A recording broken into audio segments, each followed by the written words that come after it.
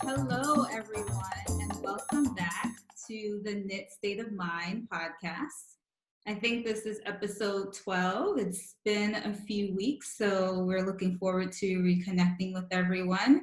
My name is Wanda, and you can find me on Ravelry as wattywat and on Instagram as Zest in Class. And I'm Heather, and I'm on Ravelry as heathertee and Instagram as heathertee3. And we are on Instagram as well as Knit State of Mind. Wonderful, wonderful. So here we are, Oakland, California. The sun is shining. It definitely feels nice out, and I'm just in tune with the sounds and the birds and my view currently. And so we come at this moment and also really thinking about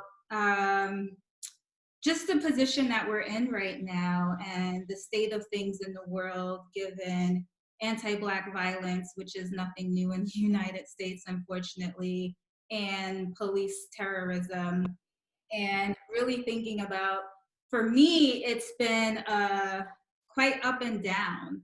And thinking about knitting and this podcast and everything going on still with the pandemic. And I've been knitting off and on, trying to be really in tune with what my needs are in the moment, finally taking a break from work, turning to knitting when it feels right as a way to, it's a both and, right? Serves multiple purposes, creativity, an outlet, an opportunity to pause, and then an opportunity to kind of remove myself from everything that's going on. And then at the same time, recognizing that there is a lot of work to be done. I think many of us in different ways. I can only speak to myself and thinking about my experiences as a Black woman and the multiple forms of oppression I've experienced over my life, both on personal levels of myself and my family, but then in the institutions that I operate in, particularly being an educator, working with predominantly Black and brown kids, just trying to really anchor and get grounded in what that work is for me and what that work is for the communities I'm connected to and the people that I surround myself with. And I've believed for a long time, I think there are some things that we do momentarily, and there are some things that I know in my heart it's true liberation. When we talk about the killings of folks like Breonna Taylor and George Floyd, and the list just goes on, unfortunately, and some people that we don't hear about in the news, there is a sense of urgency, and we need to imagine a new way, a different way. We cannot rely on these systems of policing, of the military, of our schooling system, our healthcare system that has oppressed predominantly Black and brown people and Indigenous people since the terrorism and stealing of the land that we're currently on and occupying, right? And so, different people have different arguments. I believe wholeheartedly in, and I use the word abolition. I know we're hearing defund and, like fights against police brutality, but I wholeheartedly believe in the dismantling and the abolishing of our policing system, our criminal justice system. I think these things are all intertwined. It filters into our schools as well. And so that's something that I think, this is just a slither. What you get here on Knit State of Mind, it's just like this 1 hour segment, and there's so much going on behind the scenes. And I think that I just feel a responsibility to share that and put that out there publicly, and people can do with it what they want. But I encourage you to think about, learn about, take actions towards a true abolishment and dismantling of policing. And that's going to mean different things for different people and what that looks like for them on a daily basis. And I'm constantly thinking about educating myself, connecting with folks, and building and figuring out how I embody that, both as on a spiritual level. And I'm going on and on, I'm going to pause in a moment, but just on a spiritual level, but then in my day-to-day work as an educator and working with teachers and about our curriculum and how we interact with our students, and what I can take ownership over. And at the same time, as a Black woman, resting and restoring. And I think that's where knitting comes into place. So I've been doing that, reading, and just trying to rest. And I have a lot of dear friends and people in my life who are trying to hold me accountable to that, because saying it and knowing it theoretically is kind of different from living it and recognizing. And messages from places like the NAP ministry, who constantly are like, particularly for Black folks and Black women, rest is a form of resistance when you and your ancestors have been fighting for the long haul. So yeah, I don't know. Yeah, I think rest in the long, to be able to continue in the long term is so important, right? And that being able to restore, so that I think, so much of what you're saying resonates with me in terms of the systems that need to be dismantled. And as a white educator who works within a system that needs to be dismantled, one of the things I've really been thinking about is, I feel like there's this moment where these ideas of how we need to dismantle systems are coming to the forefront, and they're in the conversation all the time, and not wanting to lose that moment and let that moment end, right? And how do we continue to be able to have this conversation every day, right? And so I've really been thinking a lot about, what does it mean to continue lifting up this work that so many people have been doing for so long, right? And I think a lot of people, particularly white people, are coming to these ideas maybe for the first time, which on the one hand, nobody should be coming to these ideas for the first time, right? Because none of this is new. And on the other hand, okay, if you're coming to this for the first time, then keep it going, right? Don't let this conversation die out in your own mind, or among your colleagues, or among your friends, or among your community. And so that's what I've really been thinking about, is how do we do that? And rest is an important part of that, right? And restoration. But the other important thing of it, to me, is staying involved with your own reflection, staying involved with your own position in whatever system you're positioned in, and how that system is benefiting you and not benefiting others, and really staying involved with your own education about what needs to change, right? So yeah, and I just want to put it out there that I think it's lifelong work, and it's work that I hope that all those who are coming new to it now are committed to continuing.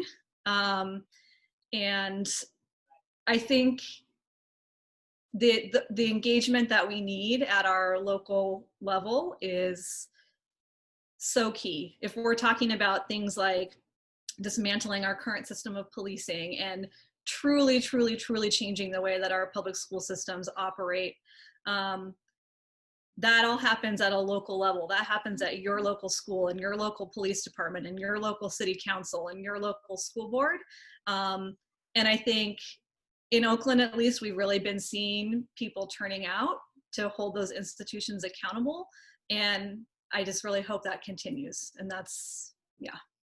Yeah, I mean, I appreciate and resonate with a lot of what you said, and I feel like I'm thankful for being in a place like Oakland with its its long history. And I'm originally from Harlem, and just kind of a similar vibe, and the groups that have been organizing and mobilizing to hold officials accountable, and not only that, to build on a grassroots level, and steer some of these changes that help us imagine more community safety sort of models to protecting and being inclusive of people within the community, and holding folks accountable and showing care and support and providing healing opportunities, et cetera. And I feel you in terms of, yeah, because I think when you dismantle, you have to build and create.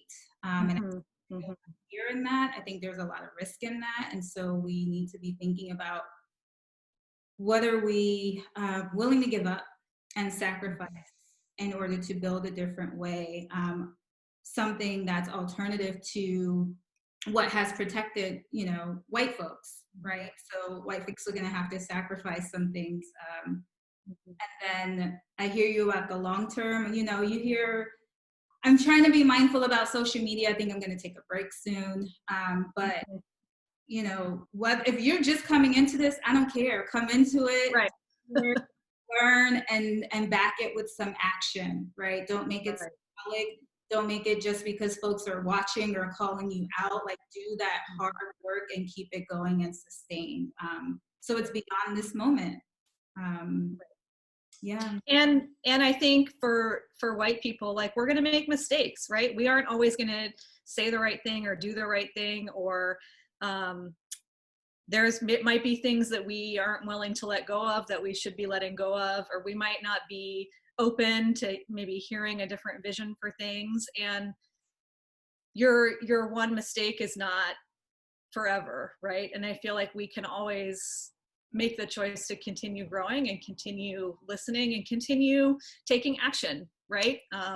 So I think that's the other thing that I think is super important for people to think about, because I think it's to what you're saying about social media, like, it's easy. Well, I mean, it depends. It's easy or hard, depending on how you feel about it, to post on Instagram or other social media. And what's hard is the long-term commitment. So, yeah. So, you know, it's interesting for us to have these conversations, right? And just even thinking about the cross-racial dynamics and all of that, I would be remiss if I didn't acknowledge that, and the forms of comfort or discomfort that go along with that too, and the times when it's right and that can move the work forward, and the times when white folks need to go do their work and Black folks need to continue our work, etc. And so, you know, we all have a stake in it. We all are responsible, well, in different ways. Anyway, right. But you know, I think there's so much here. There's so much here. So I'm just pausing for a moment. And I think it's ongoing dialogue, and it's ongoing action. And, for folks in our community, you want to, you know, engage. Again, I reserve the right to say no, but I think that I'm just putting it out there, you know, comments, or if you message us or whatever, if it feels appropriate, we're willing to engage, to just the need and the necessity for things to shift for folks ideologically, and then in terms of systems. So keep doing what you're doing. We'll continue our processes behind the scenes. And yeah, I mean, it's complex. It's a both and, right? And so, you know, just thinking about our purpose and how this is a knitting podcast, but then at the same time, we're human beings grappling with what's going on in society, and having this public forum and wanting to engage with you all around that. And still appreciate our crafting, talking about social media, you know, I've wanted both, you know, like there's being on Instagram, and I still want to see beautiful handmade things. That brings me joy, and I deserve joy as well. Right. I've experienced pain and suffering, but I also want to claim my joy. So, and I think that's something interesting about the Instagram crafting community. So is that it brings people together that would not know each other otherwise, right? In so many different ways. And I think like that is both the responsibility, I think, of having a platform like a podcast, and it is also the joy, right? To know so many different people from different places that we would not have known otherwise. And I think that's why communities like this knitting community, or other, I guess, hobby communities, for lack of a better word, I'm not really familiar with others, play such an important role in any kind of work for justice or change or anti-racism, because it is a way that people know each other in a different way and have a connection. And so, but at the same time, I think we have to be aware that that connection is not the same as a personal connection or a real life connection, right? And I think sometimes those boundaries get blurry. And so, yeah. a good point. Yeah. You know, I believe in interdependence, and I think that, you know, for all of us, our liberation is caught up in each other's liberation. And, you know, for white folks and people out there, I think that none of us can be free if Black folks aren't free, if Black trans folks aren't free, if Indigenous folks aren't free, etc. And so it's just interesting, that comes to mind if I think about the knitting community and connections across difference, and that theme around interdependence. Definitely. But I want to share some knitting. It's been share your knitting joy. And I want to take this off because it's getting so I have on layers, so I'm going to gradually strip. So everything I have today, I've been knitting off and on, but this is the Nightshift shawl. It's completely done now. Ends are woven in. It's been blocked. You know, Bay Area, we have our cool evenings, so it's not completely kind of useless right now, but you can kind of see my other way. I'm trying to hide that layer. But yeah, this is the finished product. Nightshift, Andrea and Mowry. I use Knitpicks, Wool of the Andes. Is that the brand? Wool of the Andes? I think so. Yeah. Random colors that I liked and just kind of figured it out as I went. But of course, the last 3 sections are my favorite sections because they have my favorite colors. Yeah, it looks amazing. I mean, we've been saying that all along, right? Both me and all the commenters. So here we have it, and I might make another one at some point. But first, finished object and item that I'm wearing. And I'll probably just, should I keep going? I'll keep going. Sure. I'm gonna strip now. Go for it. Woo! Woohoo! It's like a big reveal. All right. So, the framework Bralette by Jessie Maed Designs. Jessie Maed. I'll stand up. So, I'll take this off for a second. It's the same front and back. This kind of dip, the V-neck.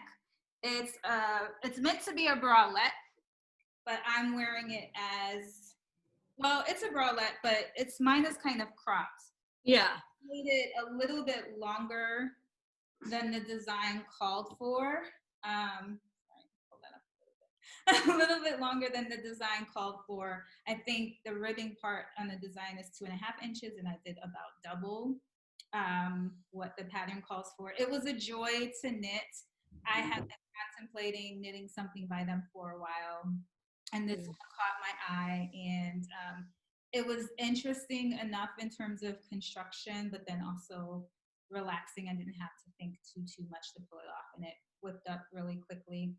I like this, the strap. It's a take on the I-cord. I forget what you call it, but it gives it a really nice finish.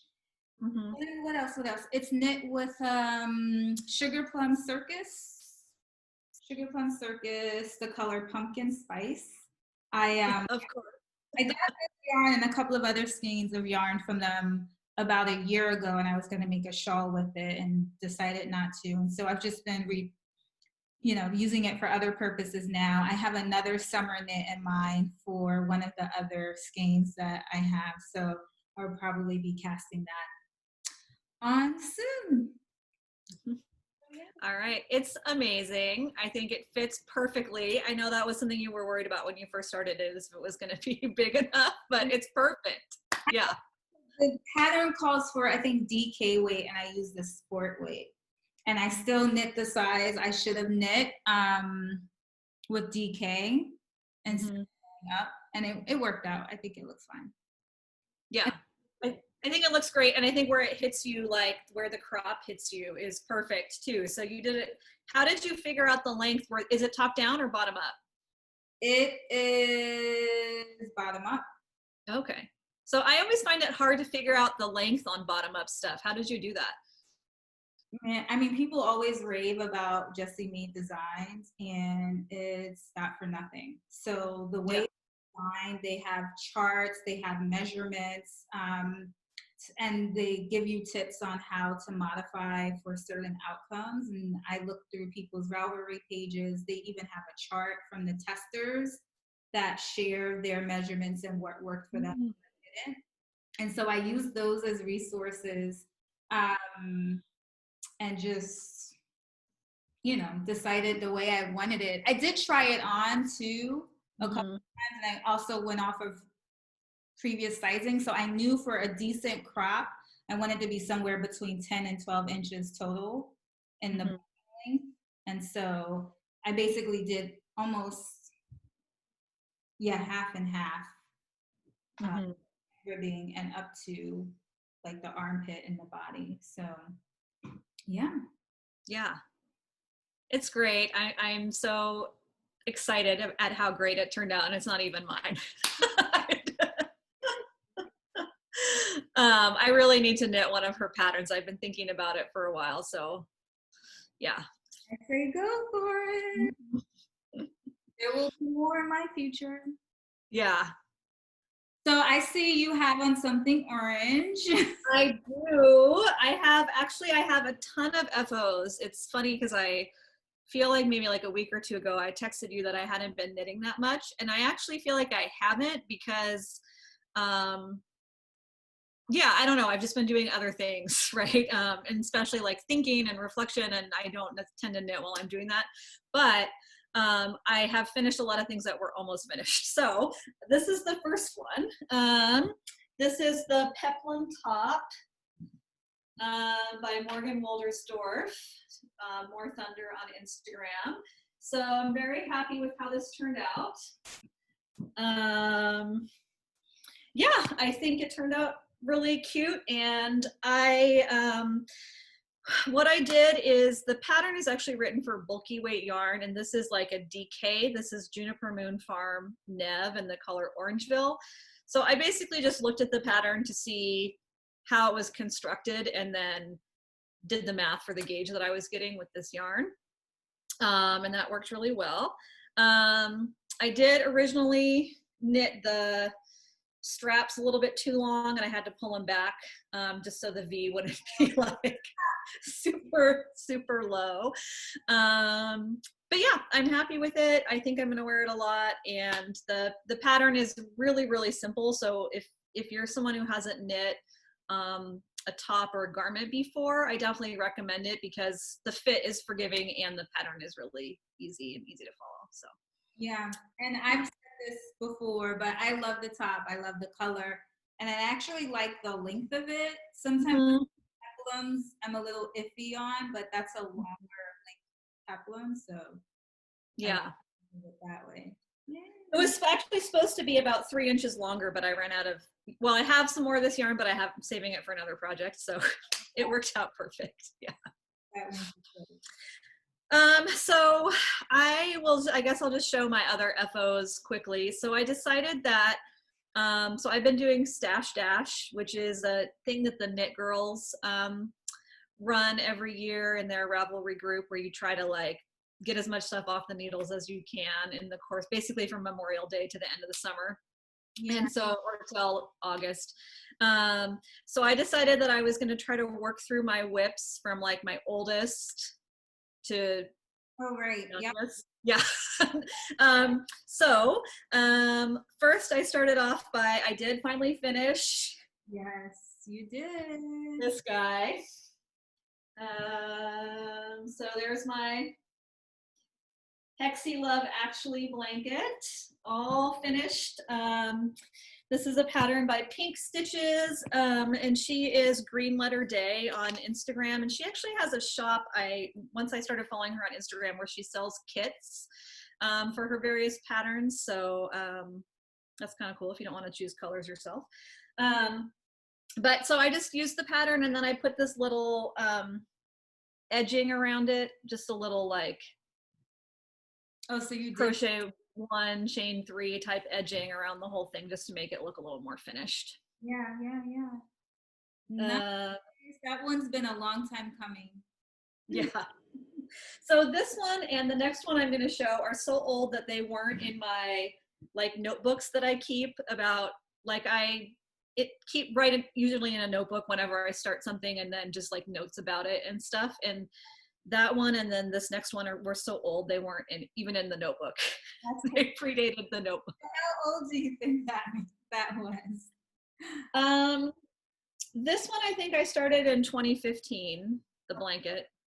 Because I used some of the leftover yarn from the Hexies for another blanket I made for baby that was born in 2016. So I must have, yeah. So then I had been working on these. This was my next oldest whip, which was these little like mini ornaments. It's called Mini Christmas Stocking Ornament by Julie Williams. But I had so much of this yarn and I just could not with making that many ornaments. So instead, this is Dolly Garn Baby Ol. I made some adult size Christmas socks to use up the yarn. Those are the perfect Christmas socks. Yeah. The yarn doesn't have any nylon in it, it's just wool, but I mean, if it's a Christmas sock, you wear it like twice a year, so whatever. And then I had just a little bit of the yarn left, so then I did make a few more stockings with the leftover yarn. Yeah. So this is a really cute pattern. It's actually designed to knit flat, which to me is bizarre, but I just changed it to be knit in the round. There's lots of other people out there who have great little mini ornament patterns too, but. Will you use those or will they be gifts? They'll probably be gifts. I'll put them on like gift tags or something for people. Yeah. And in that same bag with those were these crocheted hearts, which I don't even know anymore what the pattern was or anything, but I blocked those too. So now I have those. Next, oh, here's another one. This was the very last one and I ran out of the Christmas color, so I add a little teal at the end. Yeah. Then I finished my Amandine socks by Rachel Coopey. So those, they have a nice little cable rib pattern on them.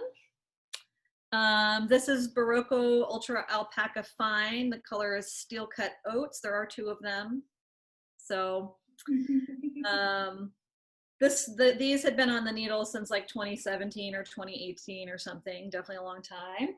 You are working your way through. Yeah, I am. I think I have only, I think that actually those were my last whip that was from before 2019. Oh. Those Amandine socks. Okay. Yeah. And then I finished this, another scrap cowl with my lace weight scraps. So I finished that the other day and it's still a little damp from blocking. Yeah. Different than the other one, right? Yeah. The other one didn't have the skinny stripes in it. No, the other one was thick stripes. Yeah. Yeah. This one I just did skinny stripes and kind of like changed the colors as I went. The grafting is really messy, but whatever. People aren't going to be looking that close at it. Yeah, not when it's on. Mm-hmm. Cool. Yeah, so those are all my FOs. Wow, Heather. There's some gratification for you though. It is. And it's also like most of these things, I mean, aside from the blanket, which obviously was like a big project, it's like they had like maybe at the most like 5-6 hours of work. Yeah. They were why was I not just finishing it? Yeah, they were existing whips, right? Just yeah. For a while. Yeah. Done. Nice. So what are you working on now? I'm working on one other thing. I've been, you know, I have moments like, oh, I want to cast something else on, but I just haven't yet. I haven't been able to decide on what feels right now. So I've stuck to my Rizzo. And I think the last time we were on, yeah, I was still working on these eyelets the last time we recorded. Mm-hmm. Doing this part. And so I'm almost done with the body. I tried it on the, oh wait, it might be, it's supposed to be, little surprise there. So I tried it on the other day and I decided that I wanted to go another 2.5 inches before starting the ribbing. So I'm in the middle of that and I put a stitch marker here. Mm-hmm. So I want to go 2.5 inches from that point actually, and then start the ribbing. Because I like this top and I really liked it when I put it on. And I want to wear it. And I know that if it's too short, I'm not going to get as much wear out of it. I want to wear it to kick it. And I want it to potentially be something that I could wear to work in as well. So just pure stocking that right now. I'll finish the body. I will do the ribbing, and then you just pick up stitches on the neck and the sleeves, and that's just ribbing to finish it off. So it shouldn't take too much longer. It's the Rizzo by Amy Appel, Poison on Ravelry.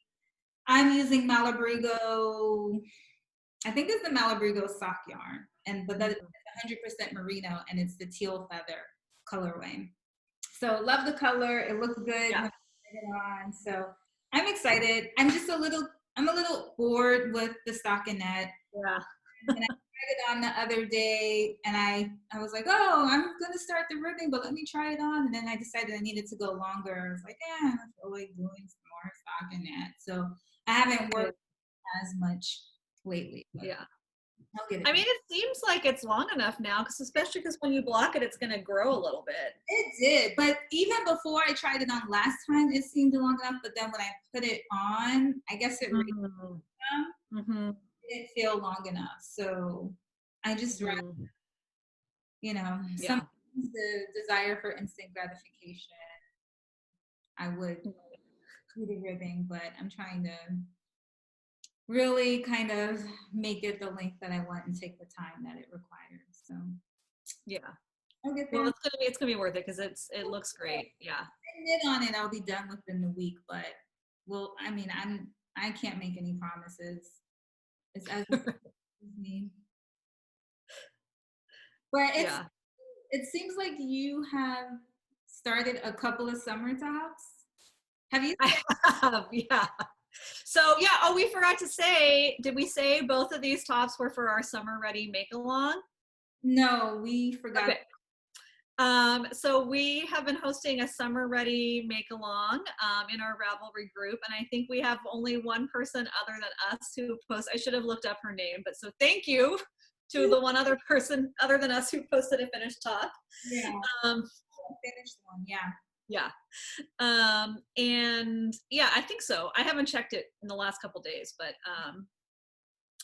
yeah, so these were for our summer ready make along. So I've just been like wanting to make all the summer tops.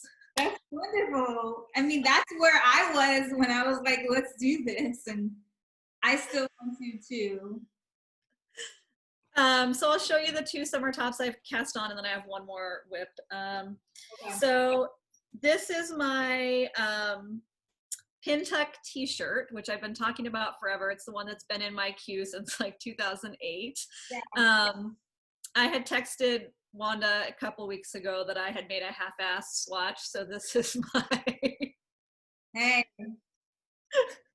this is what that looks like. I was like, okay, that's good enough. So now we're gonna make the top. So yeah, I just cast on and did the ribbing, which is like a little twisted rib and pearl ribbing.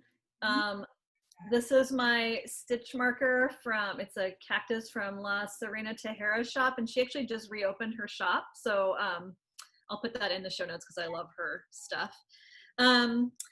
Anyway, so there's not much to look at right now, but I started it. Oh, I was about to put you on the spot because you don't have the photo ready, do you? Of what the top looks like finished? Yeah. I don't, but I can pull it up pretty quickly. Do you have anything else to show while I look for it? It's the show, so. All right, I'll let me pull it up real quick because it's really cute top. I think my internet is good enough that it should take me there quickly. Because I did make a project page for it already just to have it. So I'm trying to keep track of my whips. So this is what it looks like when it's finished. Oh, wait, so is that your silk yarn? Yeah, that's my silk yarn. Oh, okay. The Debbie Bliss silk. Yeah. Yep. Yeah. So the other one I'm making, I'll pull up the finished picture of it first. So this is the mermaid crop top. Ooh. Rebecca McKenzie. And this is one I had posted in our Instagram stories the other day that I had started. So I saw this designer, Rebecca McKenzie. She had a new top, like a cardigan pattern that came out recently, and I had seen it on Instagram somewhere. But I didn't really feel like making a cardigan because it's summer and I have other cardigans going. But I went and looked at her other designs, and then I got inspired by the mermaid crop top. So I cast that on. Wow.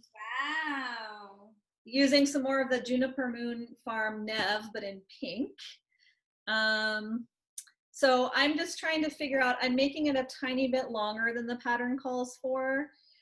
So right now I need to knit like another 2-3 inches. And then I'm gonna I saw somebody's version on Ravelry where the top was the lace at the top was a different color. And so I'm gonna do the lace in this like yellow color, gold color.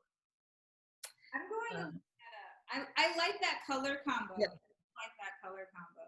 And I'm going to look that top up because I think I want to make it. Yeah. It's really... You didn't tell me about this top. No, that was my secret. I told you I had a secret surprise. The thing I really like about the top, so she has 2 versions of it. She has one called the mermaid top, which is longer and it has waist shaping. So it's more like hip-ish length. And then the crop, which is obviously more cropped. But it's knit in a DK weight yarn, so it also goes faster. Like a lot of summer tops are fingering. See, yeah. This is one of the reasons I haven't cast it on because I've been trying to figure out what summer DK weight top to make. Mm-hmm. I have some yarn. Yeah. How many? Yeah. Well, it varies, right? I'm gonna look it up. Yeah. So look it up. It's then actually the original design I think was done in an acrylic yarn. So I feel like I'm doing it with cotton. I think you could do it with wool too. Like, I thought yeah. that was like cotton. Yeah. Yeah. Like it's better in a cotton or a cotton blend. Yeah, I mean, I think so. I mean, I guess depending on the acrylic, like acrylic could be, I probably wouldn't do it with DK weight wool because that seems like it would get hot. But all right, well, anyway, good one. Yeah. I appreciate that one. And then I have one more, just doing my oldest whips. So my next oldest whip, which was started in January of 2019, is the Audrey and Unst sweater. So when it's finished, it looks like this. Oh, I like that.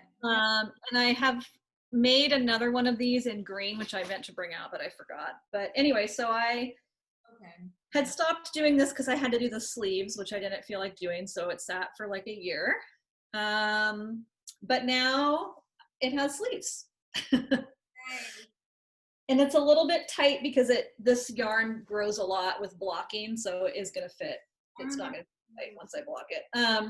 Yeah, so I just have to do the button bands and the neck band. Then I'll be done. That'll be the perfect cardigan. Mm-hmm. And this is a really a yarn that I really love. This is Queensland Collection United, and it's a cotton wool blend. And I think it would also be great for summer tops, actually, because the cotton kind of cools it down. So it's knits up at like a sport weight-ish gauge for me, at least. So yeah. So hopefully this will be done soon. I just have to do the button bands. We'll see.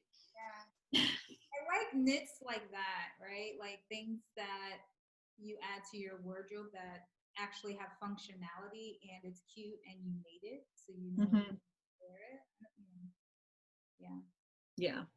I mean, a while ago I tried to stop buying store-bought like cardigans and sweaters. I still do sometimes for like super fine gauge stuff, but a black cardigan, like I can make that. Yeah, exactly. Yeah. That goes through my mind now, like when I shop, which hasn't been much lately, but now I'm like, I can't really justify buying knit tops because I'm like, I just want to make what I'm going to wear. So. Yeah. But then my eyes get bigger than my stomach or whatever, and I can't actually make all the things that I. Yeah, but then we can't wear all the things either, so it adds a bit of moderation, you know. So what are your plans? What are you gonna do next? I don't know. Yeah, I don't know. Like that's what I was saying about like Instagram. So when I've gotten on, I've gotten on because I'm like, inspire me. I want something to pop up in the feed that I'm just like, I want to make that. I've had my radar on, I think with the other yarn from this, I'm probably going to go ahead, and I've mentioned this several times, I'm probably going to go ahead and make the Lydia. What was that? Autumn and Ivy? Yeah, I think I'm going to go ahead and make that. Because that one is one that keeps coming back up, and I figure if it keeps coming back up, it's something that I need in my life. So we'll see. Yeah. I have two things that I want to make. So the first is I need to update all of our viewers on the saga of my mom's sweater, which I know I already told you about, but so after our last episode, I was talking to my mom, and she goes, it's like I called her, hi mom, and she's like, hi, I watched your most recent episode of Knit State of Mind, and I really love Wanda's sweater. I was like, okay. So then one thing led to another, and basically she wants me to make her a different sweater than the one I'm making for her.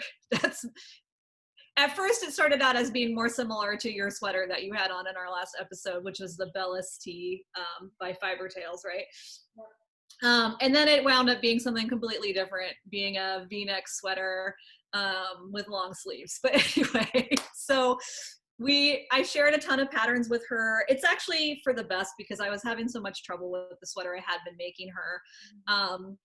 And I think what I'm going to do with that one is pull it back to the color work and actually make it for me, just make it a little bit bigger for my size. Because I do still really like that top, and the sleeves fit me, so then I don't have to start all over. But I had to get some new yarn for my mom's new top, so I sent her a bunch of options, and this is what we settled on, which is a color. Wonderful color. Isn't it a good color? Yeah. She has good taste. Yeah. So this is the color Cousteau. It's Madeline Tosh sock. So I need to gauge swatch for that and get that started. So and that's fingering weight top. I know. That's why I haven't done it yet, because I was like, I want to knit something in DK weight.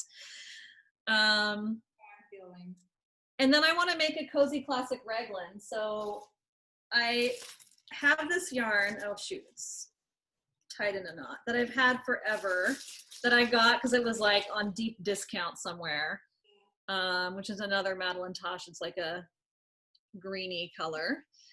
Yep. So I thought this could be really nice for the cozy classic raglan, the Jessie May pattern, but I didn't have any mohair, and I do really like that pattern with mohair. Yeah. So I ordered a whole bunch of different mohairs to try to see what would go with it. So I just got like one each from Knitpicks and Valley Yarns, like inexpensive mohair. So I think probably this one is the one that matches it the closest. Mm-hmm. You have to swatch. I should swatch. Yeah. But then this actually looks really good with this. It does. I actually could see that for the cozy classic raglan as well. Yeah. So I think I have enough because I just bought like a lot of extra of this because I like the color. So I might do that for the cozy classic raglan. And then I was thinking about sorrel. Like, what about sorrel with fading the mohair? Because then I wouldn't even have to buy any more mohair. I think that could work. I would need to see a swatch because I feel like when you blend the yarns together, they take on a new life. Yeah. So I'm gonna have to swatch it, but anyway, those are my plans besides finishing all my whips. You're talking about using the teal for the cozy classic raglan instead of your mom's sweater? No, I think I have enough to do both. Oh, wonderful. Like I would make my mom's sweater first, and then I think that I have 6 skeins, and I think that should only take 3. And if that's accurate, then I would have enough to do the cozy classic raglan too. But I need to do my mom's sweater first, definitely. Yeah. The cozy classic raglan is in my queue. I plan on making that as well, and I know what yarn I want to use. Well, it's because I want to use yarn that I have. So we have a couple of things that we've shared about that would have the possibility of being knit-alongs. Mm-hmm. That one, I've been contemplating picking that back up. So we'll see. We'll see next episode. Yeah. And I'm also about getting to the line socks are coming up in terms of like how old my whips are. So I know you want to knit those too. So those are going to be coming out. I'm guessing before the end of the summer, I'm going to get back to those. Just let me know. I know. I'll be ready. Well, I'll try to get ready. All right. Well, let's wrap this one up. Yeah. So thank you to everybody who has subscribed. We actually didn't mention that we have more than 300 subscribers now. That happened sometime between the last podcast and this one. So thank you to everyone who has subscribed and likes our videos and comments. We really appreciate that. And as Wanda said at the beginning, please do leave us a comment about what we're knitting, about your thoughts and reflections and the actions you're taking to work towards anti-racism, against police brutality, to transform our systems. We'd love to be that part of that conversation with you as well. Yeah, we just really appreciate the community that we've developed here. Yeah. All right. Until next time.